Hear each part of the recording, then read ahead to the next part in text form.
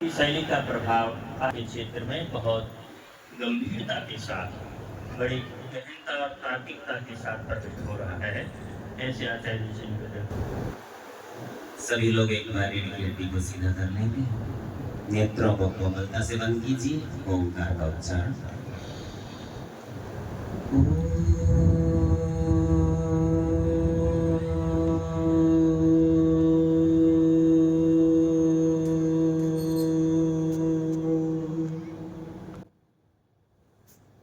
ओम स्वधया परिहिता श्रद्धया परयूढ़ा दीक्षया गुप्ता यज्ञे प्रतिष्ठिता लोको निधनम्। ओम शांतिः शांतिः शांतिः।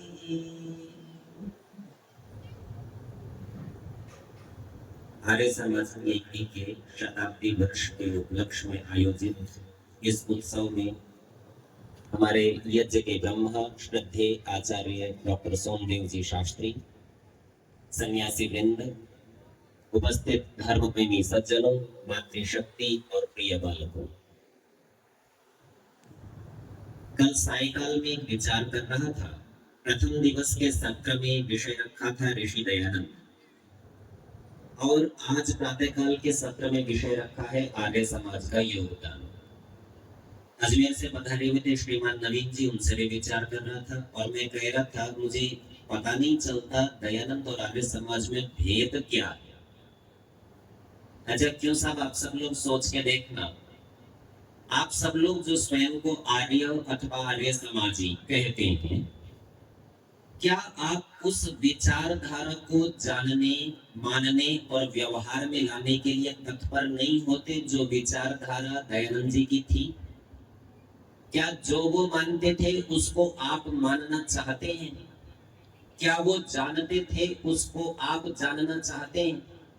और जो वो व्यवहार करते थे, क्या आप उस व्यवहार को स्वीकार करते हैं? अच्छा, तो आप में और दयानंद जी में भी कितना अंतर रहा? स्तर तो हो सकता है उनका स्तर बहुत ऊंचा था और आपका स्तर बहुत नीचा हो सकता है, मुझे उसमें कोई आपत्ति नहीं। और आपके साथ साथ मेरा स्वयं का वो स्तर भी नीचा हो सकता है, भेद हो सकता है। परंतु यदि इस दृष्टिकोण से देखें तो क्या छोटे छोटे दयानंद हम सब नहीं हैं? क्या हमारे भीतर वो विचार प्रस्फुटित नहीं हो रहा है? यदि उसको अनुकूल परिस्थिति मिले, उसको जल और खाद और थोड़ा संरक्षण मिले, तो यह बीज भी एक वृक्ष के रूप में प्रस्फुटित हो जाए। देखो, आर्य समाज के योगदान की बात करो ना, विशेष करके बालकों आप लोग ध्यान देना। चर्चाएं कल भी की थी और आज भी आपने अनेक श्रोताओं से सुना है, लेकिन आर्य समाज के जो दो काम मुख्य हैं, वो पहला काम आपके सामने कल रखा था, ज्ञान की स्वतंत्रता दिलाना, और आज दूसरी बात आपके सामने रख रहा हूं, वो है प्रजातंत्रात्मक प्रणाली को उपस्थित करना। कल भी एक बात कही थी और आज उसे विस्तार से कहता हूं। एक नियम है, राजा का बेटा राजा बनता है, ठीक है ना? समाज में ऐसा चलता रहा ना, आप लोग ध्यान से सुनना, आप उत्तर भी कर सकते हो। श्रद्धेय आचार्य सोमदेव जी कल कह रहे थे, बोले बाद में प्रश्न पूछूंगा, ध्यान से सुन लो। तो मैं बाद में नहीं पूछूंगा, मैं तो साथ साथ ही पूछ लूंगा। तो आप लोग ध्यान देना, एक समय ऐसा था जब इस देश में राजा का बेटा ही राजा बनता था, और यदि किसी और को राजा बनना हो तो पहले से उपस्थित राजा की हत्या ही करनी पड़ती थी, और कोई विकल्प नहीं था, या वो मर जाए तो छल से प्राप्त कर लेता था राज्य को। और यह प्रक्रिया आज भी बदली नहीं है। आज प्रातःकाल हम थोड़ा सा आक्रोश अपना पत्रकारों के सम्मुख प्रस्तुत कर रहे थे, पर इस बात को भूले तो नहीं कि आज भी मंत्रियों के, राजा बदल गए ना, आजकल उनके नाम मंत्री हैं, उन मंत्रियों के बच्चे ही योग्य हो अयोग्य हो इसका विचार किए बिना वो स्वतः एकदम राजनीति में प्रविष्ट होते हैं और सब लोग उनको स्वीकार करते हैं, उनके बच्चे ही अगले शासक बनते चले आते हैं।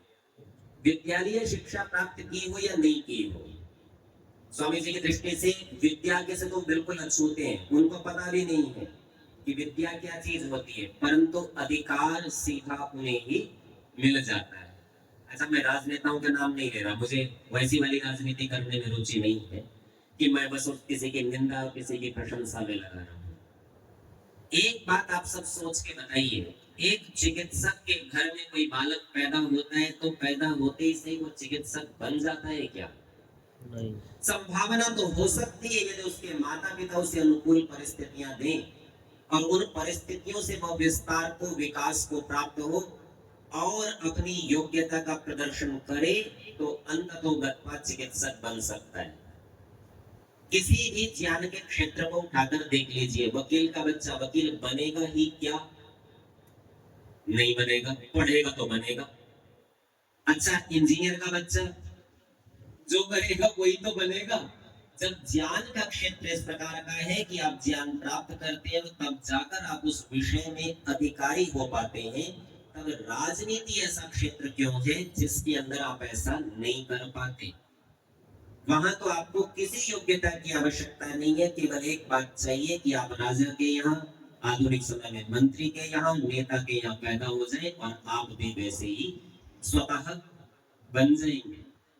तो ध्यान रखिए, आर्य समाज का जो योगदान है वो इस विषय में, और सबसे पहली बात ये आर्य समाज ने की जो ऋषि दयानंद ने एक सिद्धांत में प्रस्तुत कर दी, और वो किस प्रकार की बात थी कि अच्छा, इससे पहले उनकी बात कहूं उससे पहले एक बात और पूछता हूं। ये केवल राजा आदि के संबंध में नहीं है। आप में से जितने लोग मंदिर जाते होंगे, वहां जाकर आप एक बात का अनुभव कर सकते हैं कि जो मंदिर के पंडित जी हैं वो परंपरा से कई पीढ़ियों से पंडित बनाते चले आ रहे हैं। उनके बच्चे मंदिर के कर्मकांड के अधिकारी और वहां की दक्षिणा प्राप्त करने के अधिकारी हैं। ये भी बिल्कुल वही प्रणाली है जो राजतंत्र में थी। पता है आप में से कुछ लोग, अच्छा आप में से कितने लोग ऐसे हैं जो हाथ दिखाने या कुंडली दिखाने में विश्वास रखते हैं, भविष्य जानना चाहते हैं? चाहते हैं हाथ पर थोड़ा सा आधा से उठाए, बोले कोई तो बता दे क्या होगा कल, मेरे भाग्य में क्या है, बच्चों के भाग्य में क्या है। ये हम सब की इच्छा है, मनोवृत्ति है, मनुष्य की एक सोच है, वो चाहता है उसे पहले से उस बात का पता चल जाए जो उसे पता नहीं। और आप लोगों ने अपने कानों से कई कथाएं ऐसी सुनी होगी, अमुक ज्योतिषी जी बहुत अच्छे हैं, उनकी कोई बात गलत नहीं होती, वो बिल्कुल सच्ची भविष्यवाणी कर देते। अब उन ज्योतिषी जी का नाम चल पड़ा, अपने जीवन में उन्होंने कुछ धन कमाया या नहीं कमाया, पर उनकी जो संतान है वो उनके नाम से अपनी दुकानदारी चला लेती है, और दुकानदारी इतनी बढ़िया चलती है कि वो सबका भविष्य गलत ही बताता है। लोग बाग फिर भी आके ये कहते हैं इनके पिताजी के पास विद्या थी, वो तो सही बता देते थे, ये नए है ना अभी। तो आप विचार करके देखिए कि जीवन का कोई भी क्षेत्र हो, सब जगह ये राजतंत्रात्मक प्रणाली चलती थी, समाज में स्वीकृत भी थी। आर्य समाज ने सबसे पहला काम किया, इस प्रणाली को तोड़ दिया, और तोड़ने का परिणाम क्या हुआ? प्रजातंत्रात्मक प्रणाली, चुनाव। अनेक लोग मिलकर किसी एक व्यक्ति को आगे लाते हैं, और इसका परिणाम क्या होता है आपको पता है। मैं ये नहीं कह रहा हूं कि ये प्रणाली सबसे अच्छी है और इसमें कोई दोष नहीं है। मनुष्य कोई भी काम करेगा कुछ ना कुछ दोष तो रहते ही है। इस प्रणाली के भी अपने दोष है, पर लाभ पता है क्या है? ये छोटी सी बच्ची जो सबसे आगे बैठी है ना, पीछे मुड़ के बात कर रही है, अभी हंसी आ रही है इसका नाम लिया तो। देखो घबराओ नहीं, मैं जो आप लोगों को बताना चाह रहा हूं, आज ये बच्चा सबसे छोटा आपको दिख रहा है, और यदि ये कोई सुझाव प्रस्तुत करेगा तो आप लोग कहेंगे नहीं अभी तुम बच्चे हो, तुम मत बोलो इन बातों में। ये हमारा एक सामान्य अभ्यास है। परंतु प्रजातंत्रात्मक प्रणाली का क्या परिणाम होगा, इसके पीछे इसके सारे साथी खड़े हो जाए तो आप सुनने को विवश होंगे कि इतने लोग इसकी बात कह रहे हैं, तो इसको सुनना पड़ेगा। समाज में जो सबसे पिछड़ा हुआ व्यक्ति था ना, जिसे आप अंत्यज में गिनते थे, शूद्र के भी बाद गिनते थे कि इसको तो देखना भी नहीं, इसकी छाया अपने ऊपर नहीं पड़नी चाहिए, प्रजातंत्रात्मक प्रणाली का चमत्कार है कि वह व्यक्ति भी आज राजा या तथाकथित रूप से मंत्री बन सकता है। तो ऋषि दयानंद ने और आर्य समाज ने जो आपके जीवन में एक योगदान दिया है, जो सबसे महत्वपूर्ण योगदान है, वो इस बात को लेकर है कि आप सदा एक ही परिपाटी, एक ही परिवार, एक ही श्रृंखला, एक ही परंपरा के अधीन होकर नहीं रहेंगे। यदि आप में योग्यता है तो आप उन सबको पिछाड़कर उसमें भी आगे चले आते हैं